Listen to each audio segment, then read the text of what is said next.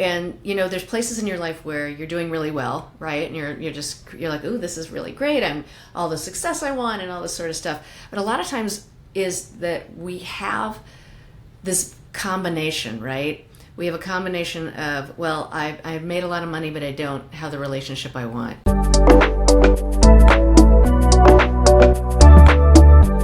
Hello everyone, I'm Claudiu Murgan, the host of the Spiritual Inspired podcast. Welcome back to a new episode. My guest today is Karen Abrams. Karen, thank you for joining me again. Oh, I'm so happy to be here. It's great. You've been on Spiritual Inspired last year, so you just can't get enough, can you? I would come back more, I'll tell you that much. Thank you very much. And last time we talked about, Theta Healing process and how it could help people reconstruct themselves. And the discussion was so interesting that I decided to include it in my upcoming book, Alternative Methods of Healing. And you're so gracious to accept to be part of it. And even if this interview will be posted way before the book will come out, still people can go and get a glimpse of what we discussed there. That's great. Well, I'm excited. To play again. Now you have, look into other concepts, and one of them I think is your future self now. Mm-hmm. Let's expand on that, please. Sure. So, as we're going through our life, we are very heavily influenced by our past, right? And there's places in your life where you're doing really well, right? And you're like, ooh, this is really great. I'm all the success I want and all this sort of stuff. But a lot of times is that we have this combination, right? We have a combination of, well, I've made a lot of money, but I don't have the relationship I want. I have a remarkable relationship and family, but I'm not making the money that I want. There's like one place that we're having problems. And we focus so much on it that and wherever you focus, as you know, shows up more in your life. And we look to the past to see, well, never had that relationship before. What makes me think that now at 50 or 60 or 70, I can have that? And so I came upon the concept of, and I've worked with the concept of future self for a while, but basically what it is just the bridge between where you want to be, but where you are and where you want to be. So if you bring that energy of your future self, the one that already has what you want, into your body, I do videos now that come out once a week that are just my legs and my feet of doing a future self walk and people getting energetic theta downloads during that time.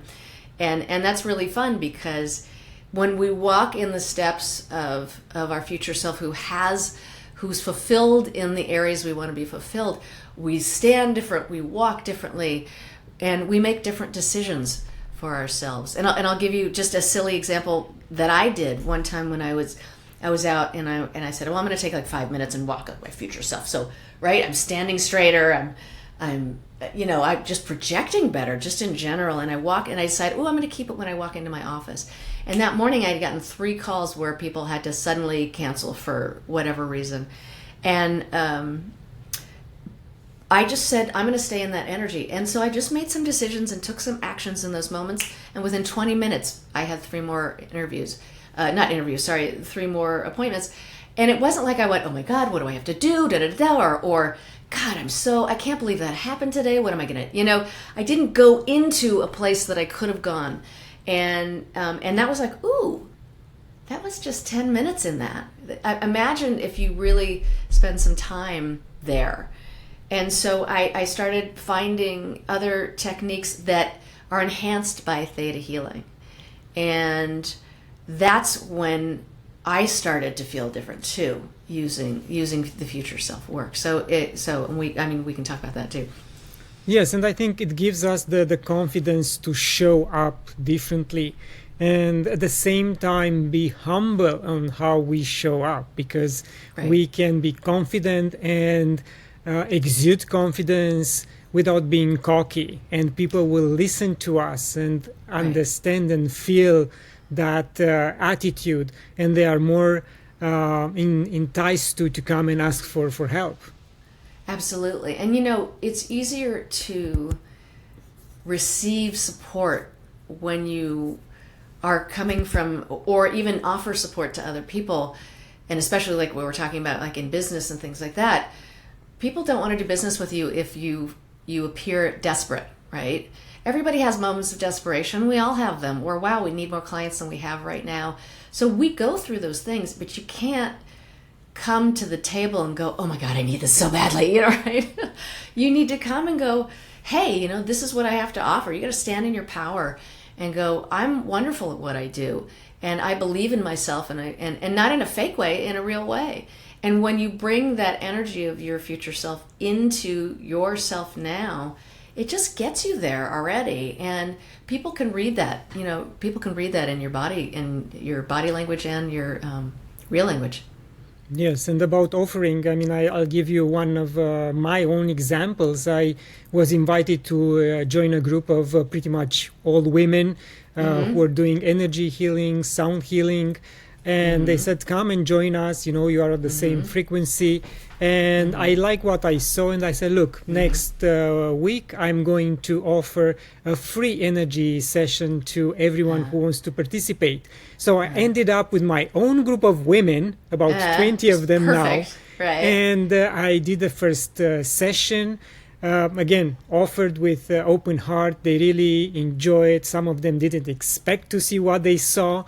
And they came to me privately and asked, can we work with you? Because we really think that your energy is good, and we felt it, and we did energy work before. We didn't feel anything. And with you, first time, we had that feeling that you might help us. And I said, yeah, why not? So I decided to offer this free session every month. And they brought in more friends. I don't know where it's going to and how it's going to evolve. I have to be careful because my body, I realized last time 24 people were a bit too much for the group session. So I have to shrink it down and see how much my body can take in an interaction of this type. But again, it's about offering without any expectation. Yeah, it feels... When it comes from your heart, it really feels limitless, right? And people can feel that. People know when you really care about them. Even if you don't know them, you really genuinely care about people, and they know when you don't. And so coming from that sated place is, you know, is a gift. Is a gift to you in the moment, because it's really a win-win. Yes, and then what I realize is that I can offer something daily. And now every morning I just say, beautiful souls, here is the daily affirmation. And I come up with an affirmation, and then I said, have a blessed day. And they are all pumped up. I get feedback and they love it. And I think somehow they expect that time of the day in the morning where I put that nugget of wisdom for them to enjoy. So I really like it. That's wonderful. Yeah, what a great offering. That's beautiful. Yeah, Karen, in your experience, what's a common misconception people have about healing and personal growth? Common misconception. I think that it's, well, obviously that it's like woo-woo and weird, and that's probably the biggest thing.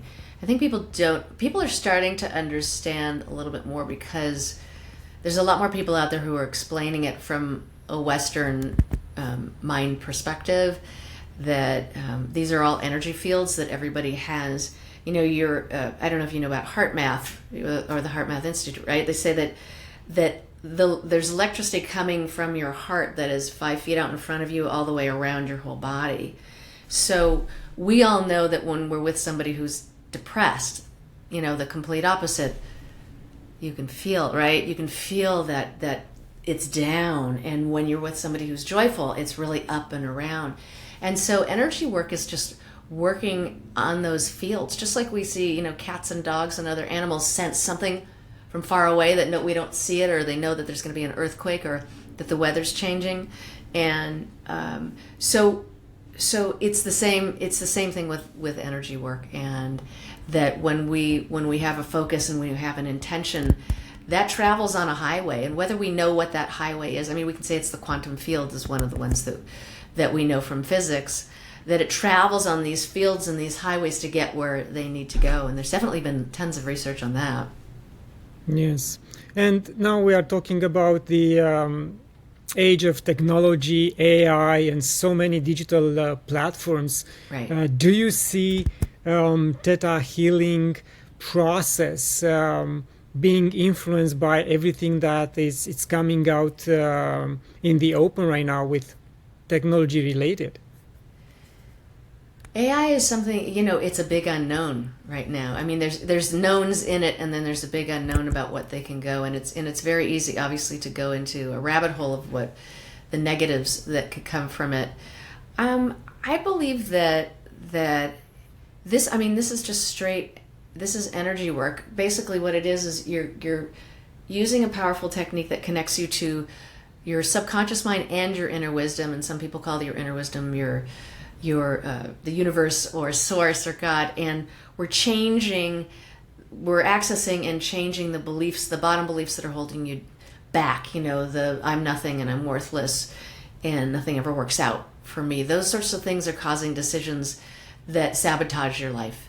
And we can actually go in there with your permission and change those, and also access your trapped emotions like trauma and sadness and grief and things like that, and replace it with unconditional love and understanding and compassion. So when you transform these beliefs and these feelings into empowering beliefs and feelings, you're going to feel better and lighter. You're going to start making decisions in support of yourself. You're going to feel those barriers inside go down. You won't be so attracted to go back to your past and say, well, I failed all the time, and here I go. So I'm not sure that, I think AI probably will affect the marketing of Theta Healing, but the process itself is human generated. So you can write things down and say, and imbue it with energy and say, if you read this and you say, yes, you're giving permission to bring that energy into your body and into your mind and your soul. So you can do that.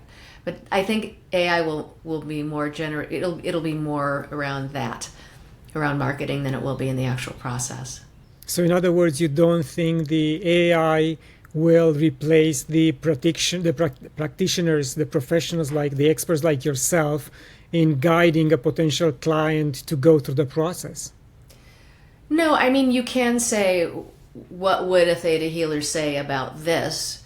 And it's going to scan and trying to figure it out. But really it's so much about just the connection, right? And I'm talking to you, and I can feel how beautiful your heart is and how compassionate you are and how curious you are. And so if we're having a session together, I'm going to tailor what we're going to do to what's going on with you, and my intuition is coming in and saying, oh, well, I can see there's a relationship here that you want to heal, and tell me about that relationship. And doing that in AI would just be very general, what would a therapist say to you if you were depressed? You know what I mean? So would there be some sort of, big thing, but would it help you? I don't know. Not in any way the way a one-on-one or even one-to-group, one-to-many would do.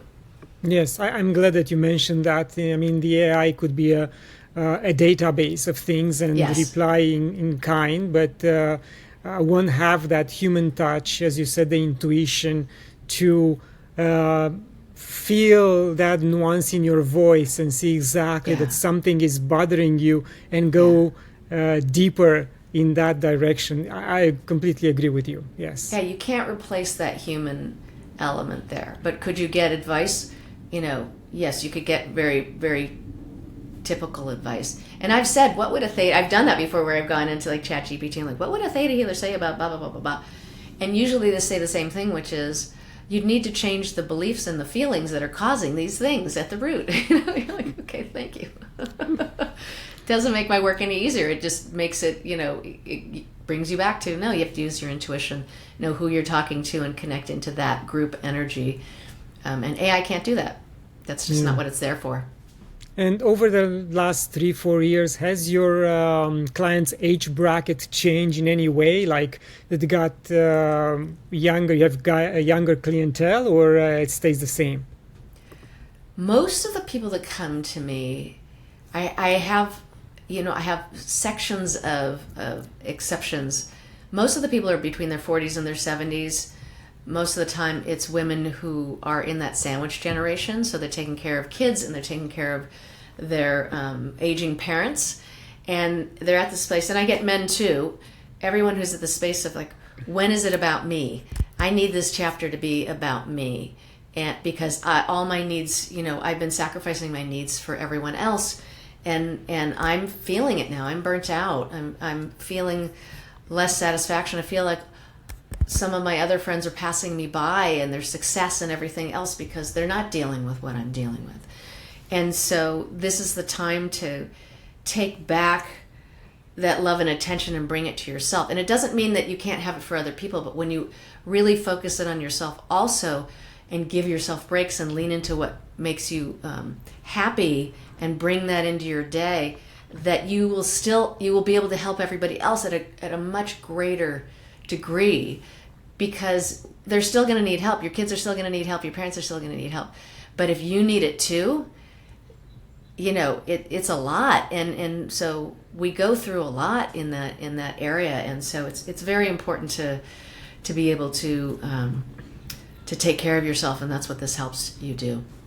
Yes, and I really hope that the younger generation will look at these alternative methods of healing early in life, and Yes. we should teach all this in school. But the curriculum is totally screwed up. They don't want people to learn about themselves, know themselves. Correct. And younger age and younger age and lower grades in school should this is where we should teach all this information. Yeah, actually, that would be wonderful, but you'll never get a school board or a neighborhood to really do that, except in probably very, very special spiritual areas. But everyone's got their own idea of what spirituality is, so who gets to vote on that one, right? So, but it is, I mean, really, it's about learning about yourself and knowing yourself and accepting and loving yourself. And so, probably nursery school is the best place where there's probably more of that going on. Yeah, unless there are private right? schools. Yeah. No, absolutely. Yeah, Karen, I would like to ask you a very serious question. Sure. If Theta Healing were a musical genre, what would it be and why? For a musical genre, that's a fun question. I think it would be classical music, honestly. I think because it's something that's been around for a very long time. Vianna Steibel is the founder of Theta Healing now, and one of the things she said was, I'm just bringing this back. This has been here forever.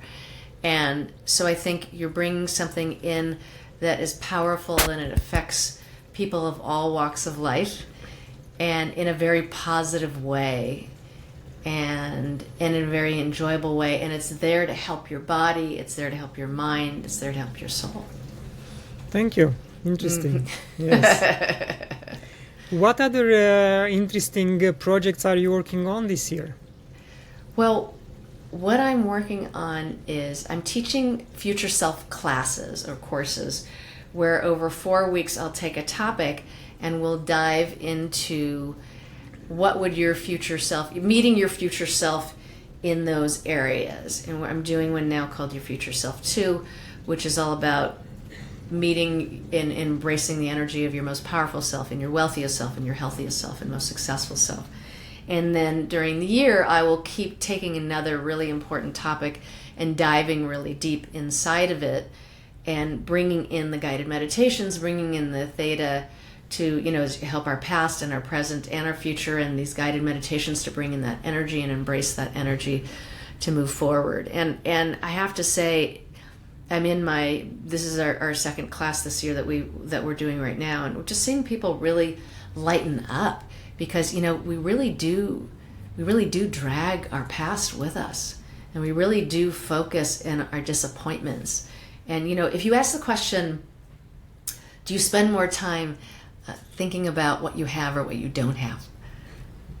What do we usually say? Our culture promotes, you want this, and I have it, and look how great I am that I have it, so you should want it right now.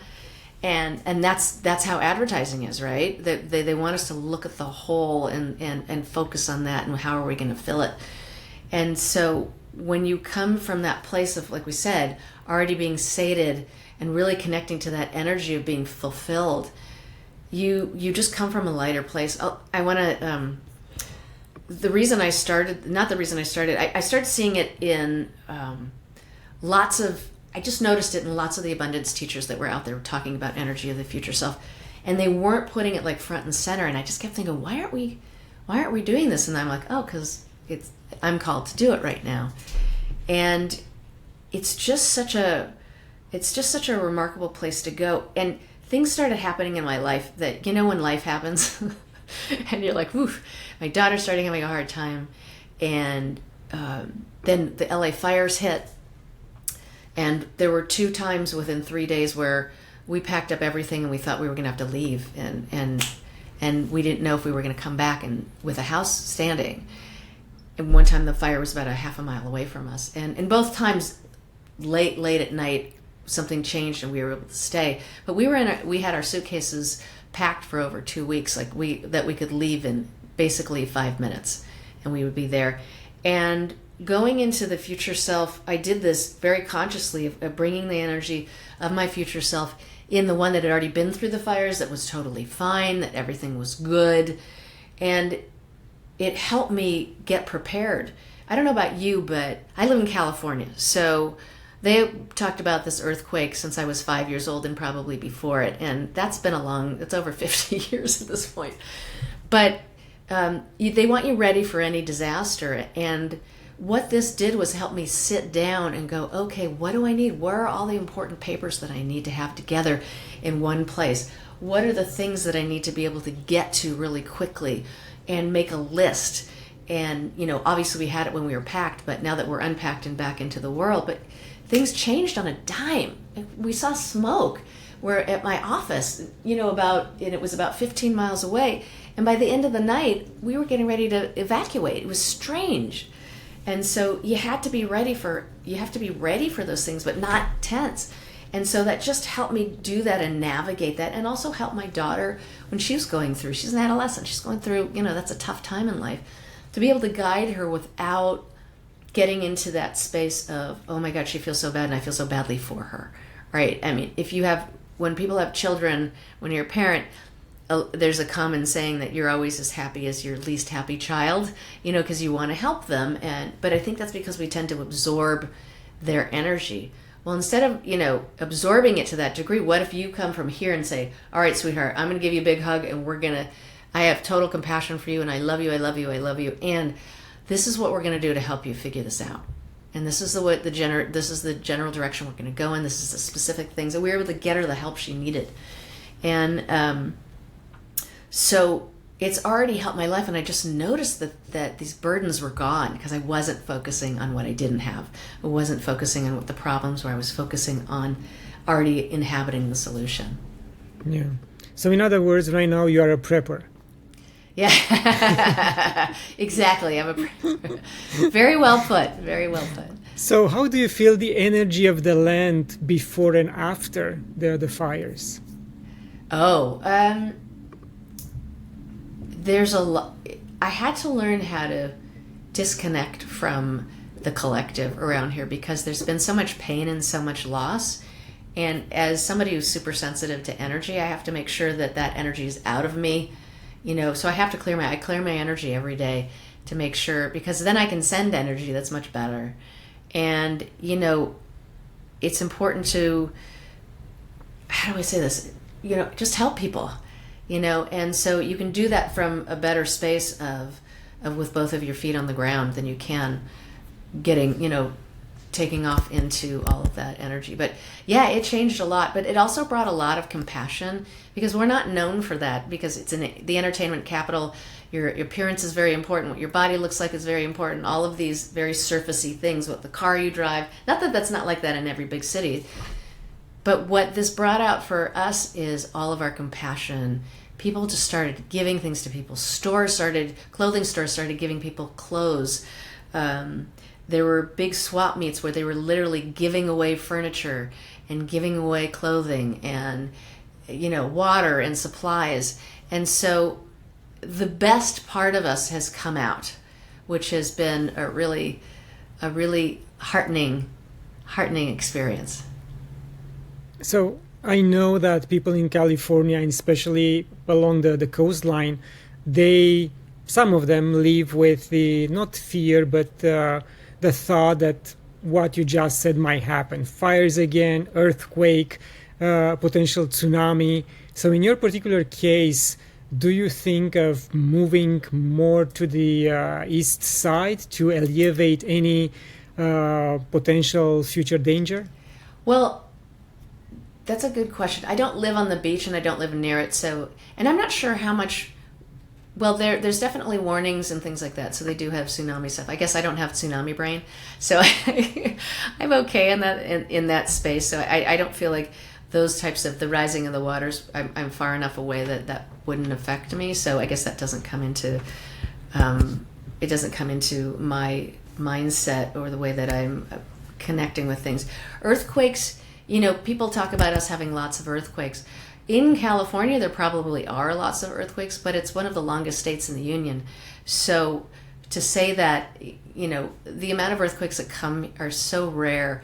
And when they do come, most of them feel like a big, heavy truck has just come by. And that's what everybody thinks when you're like, oh, wait a second. What is this? Oh, a truck's oh, no, wait, it's a little more. Okay. But, something that lasts 15 or 30 seconds. And then we go back to our lives. So it's not really that big of a deal. The fire has been the big deal, because how do you counter that, right? And you can stay away from areas that have lots of brush, or you could go into the desert if you wanted to. But then there's other things, right? Then there's global warming, and it's 125 degrees there, and what happens if your electricity goes out and you can't get water? So every place, I think, has something. And I don't know any place that, even outside of California, that doesn't have something that could happen to them. Because we were talking about, like, well, where would we go? Like, Pacific Northwest, we got fires there, right? Arizona, heat. Where are we going to get water in those places? Vegas, you know what I mean? Like, where? Kansas, tornadoes. Like, I don't know. Do you? Where do you live? I've heard Colorado will be a good place, and I know a big group of preppers who bought a piece of land. They created a community. Oh, that's great. And they are ready to welcome those who are members, and you can have your RV. They have the community center built out already. Wow, they are great. Preppers, and they are watching the weather daily. So again, Colorado might be certain places in Colorado might be a good option. Yeah, so the whole United States moving to Colorado would be hard. It definitely would be crowded. Land values would go up. But yeah, no, I've thought about Colorado as a beautiful place to be also. But yeah, it's a good thing. There might be places in Northern California. I have no idea, where that is. Where do you live? North of Toronto. Oh, north of Toronto. So you're in cold area, right? Yes, we had snow on the ground this morning, almost middle of April. Yeah. Oh wow. Yeah, not fun. 84 degrees Fahrenheit here right now. Good for you. So yeah, it's something. It's beautiful. I love it. Yeah, Karen, I would like you to imagine hosting a dinner party with 3 influential figures in healing or spirituality.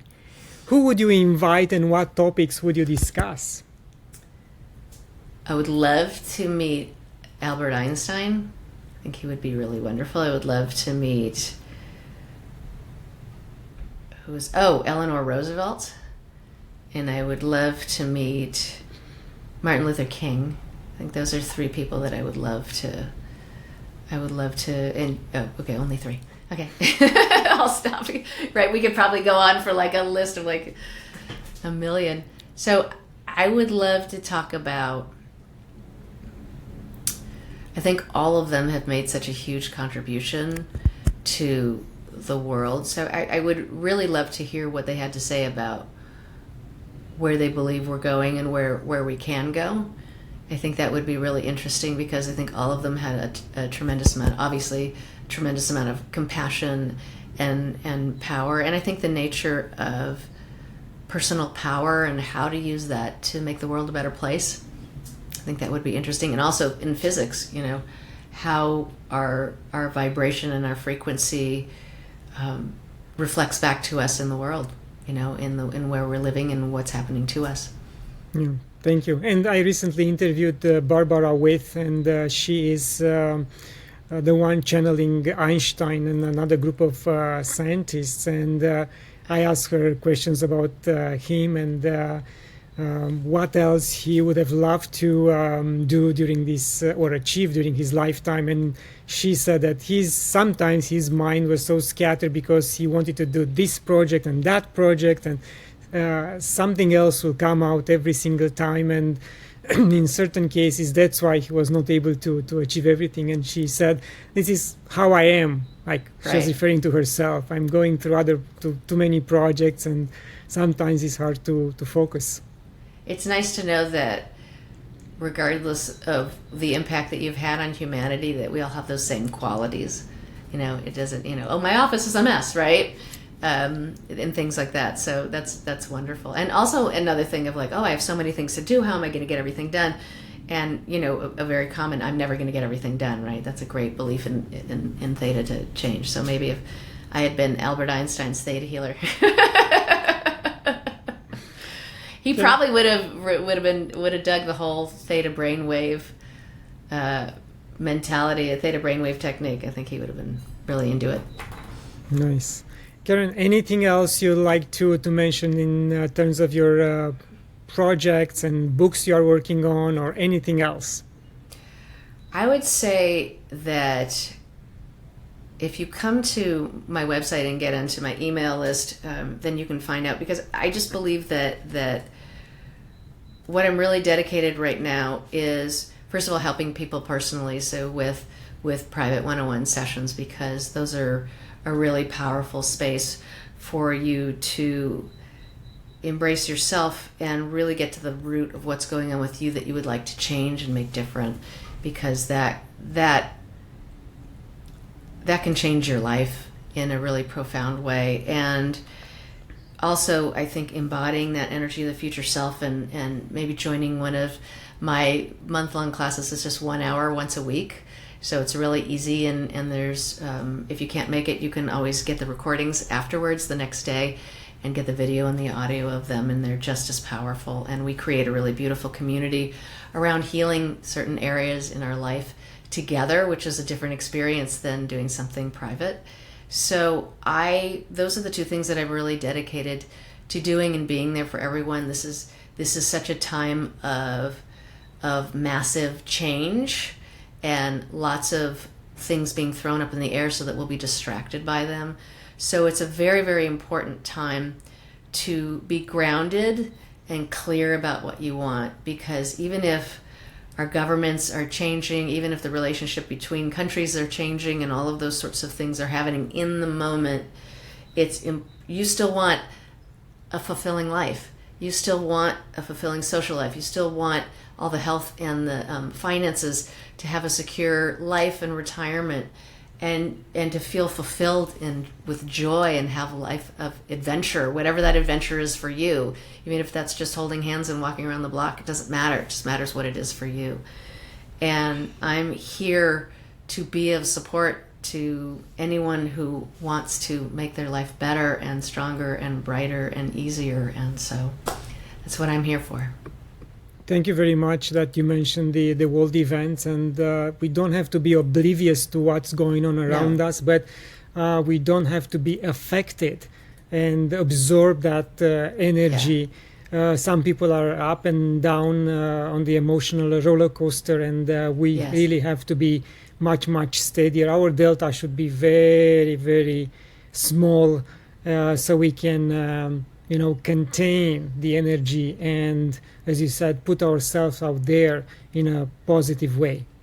Absolutely. And you can reach me through my email, which is Karen@thinktheta.com, or just come straight to my website, which is thinktheta.com, which is ThinkTheta.com. Karen, once again, thank you very much for everything you do. Much love. Thank you. It's an honor to be here. And to my viewers, thank you for watching. Share it, leave a comment. Visit gnostictv.com and spiritualinspired.ca for older episodes. And until next time, love and gratitude.